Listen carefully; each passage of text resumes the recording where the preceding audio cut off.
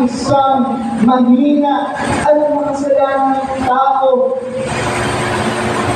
na may makasalanang puso, may isa sa katuparan ang isang pinakamahalagang utos sa mundo.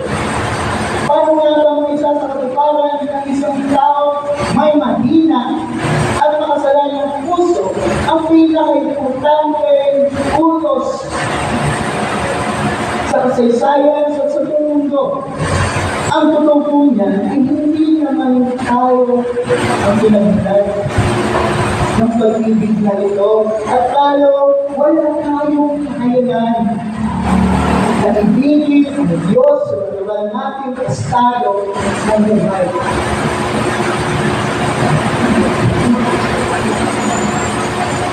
Dahil po patay hindi tayo spiritual sa kasalanan. Ngunit ang ating pag-ibig ay galing mismo sa walang hanggang akaw ng pag-ibig ng Pilipinas. Mabago ba na likha? Isang libunan, bago pa tayo, nilikha. Ang Diyos ay nariyan at namumuhay sa totoong persona, ang Anak, at ang Espiritu Santo. Iisang Diyos sa totoong hindi nagkikiwalay ng mga persona, nagkakaisa at puno ng pagmamahal. Ang kanilang pag-ibig ay tumakapag. Ang Diyos ng Biblia ay hindi nag-iisa at isolated na Diyos na nakaukulang sa kanyang trono at nakamasid sa lahat na nangangailangan at nangangailangan ng affection mula sa kanyang naliligtas.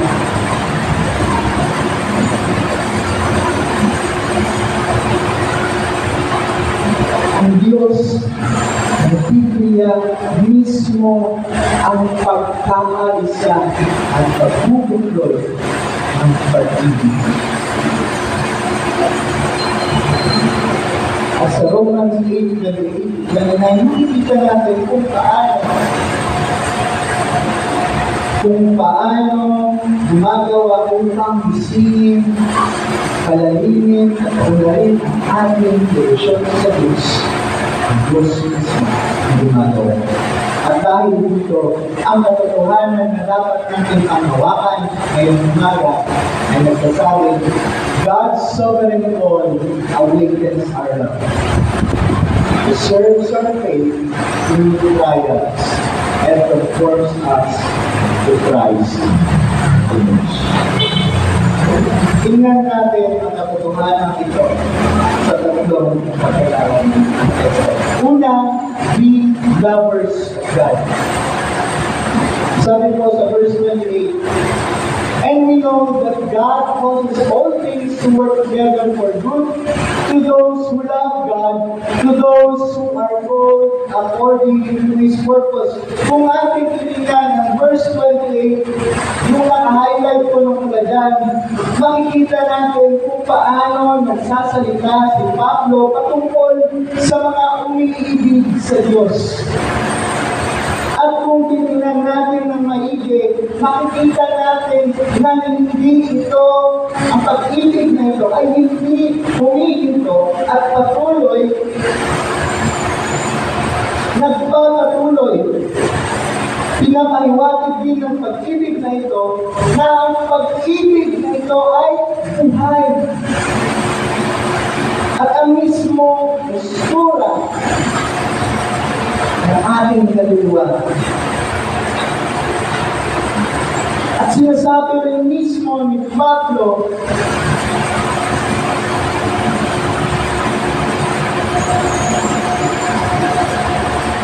na ang pag-ibig na ito ang naglalarawan sa mga taong tinawag o mga taong umiibig sa Diyos.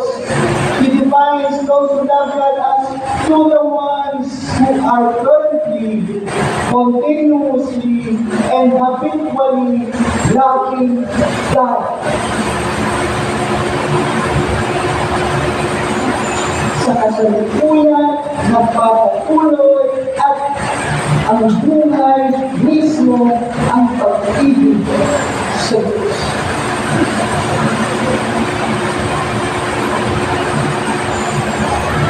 Ito po mismo ang pangunahing handa o senyales na ang puso ng isang tao ay regenerated. Binigyang buhay.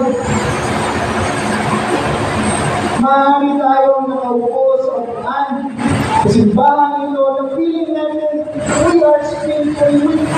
Napakahina natin sa spiritual aspeto, mararamdaman natin ang walang kaalaman o kakarampot na kaalaman natin sa Biblia. Hindi tayo maalam sa diretsyo pagdating sa pagbigkas ng bawat panalangin, nahihirapan tayong manalangin. At ang ating pagsiserve sa simbahan at sa Diyos ay hindi perfecto. Ngunit ang tanong sa bawat isa ngayon sa atin, sa kaitutunan ba ng ating mga kaluluwa? Iniibig ba natin ang Diyos? In the depths of our souls, do we love God? Do we long for His presence? Nauuhaw na tayo sa kanyang presensya. Do we grieve when we sin against Him?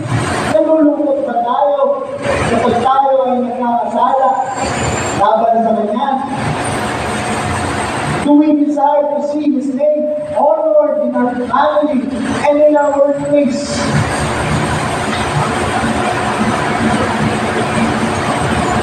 Sasabihin ko po sa inyo kung oo ang inyong masagot sa lahat ng mga tanungan nito.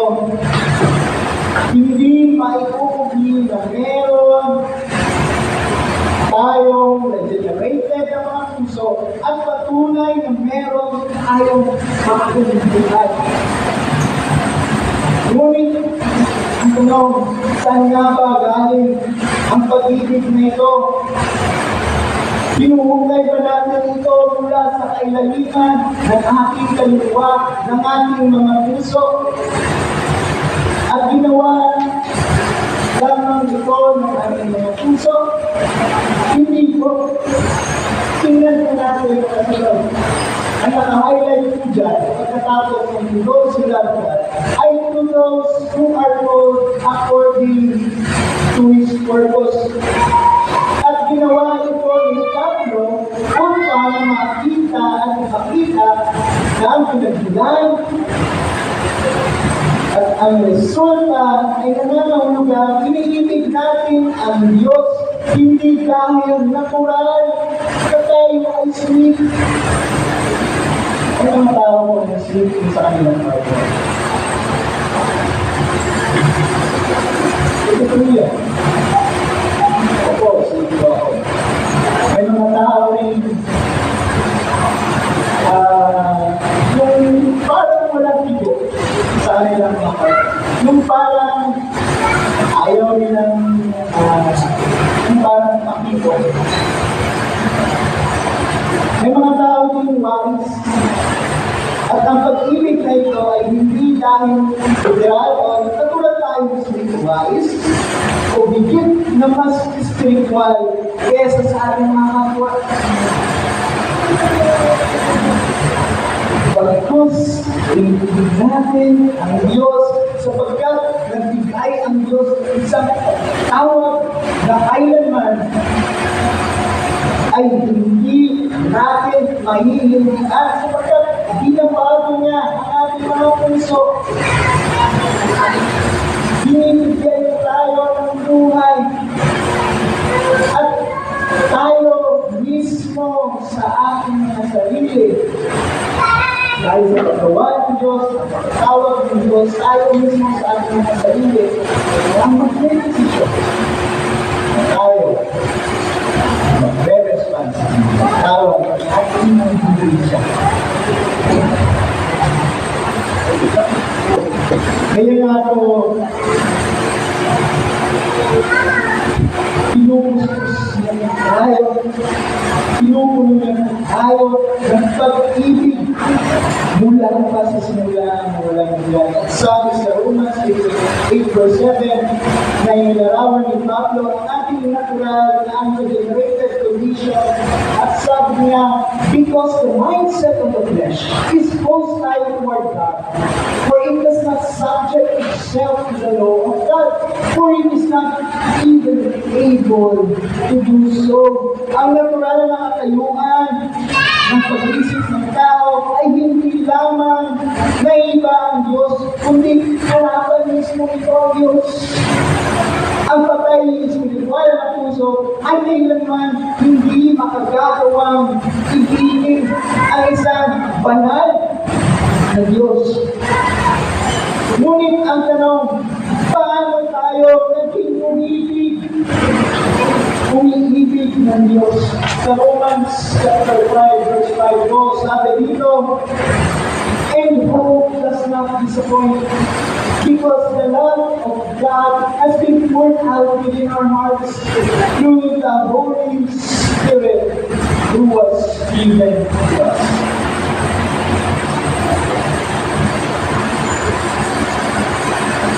At sabi naman sa Romans chapter 8, verse 15, for you have not received the spirit of slavery to fear again, but you have received the spirit of adoption as sons, by which we cry out, Abba, Abba, Father.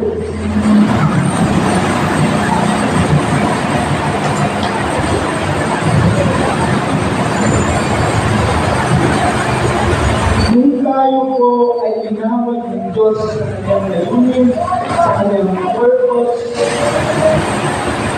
ang Espiritu Santo ay sinakop ang ating mga puso. Sinakop niya ito. At dinala niya ang walang hanggang pag-ibig ng Trinity, ng Diyos Ama sa kanyang anak.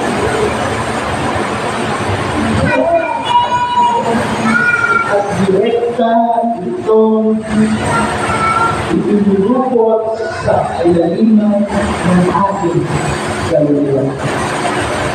Ginising niya ang ating mga espiritual na tandama at binigyan niya tayo ng bagong puso na nagagalak sa Diyos. Kaya sabi ni Juan sa 1 John chapter 4 verse 19, Beloved, because Scriptures love us. Umiibig tayo sapagkat tayo ay unang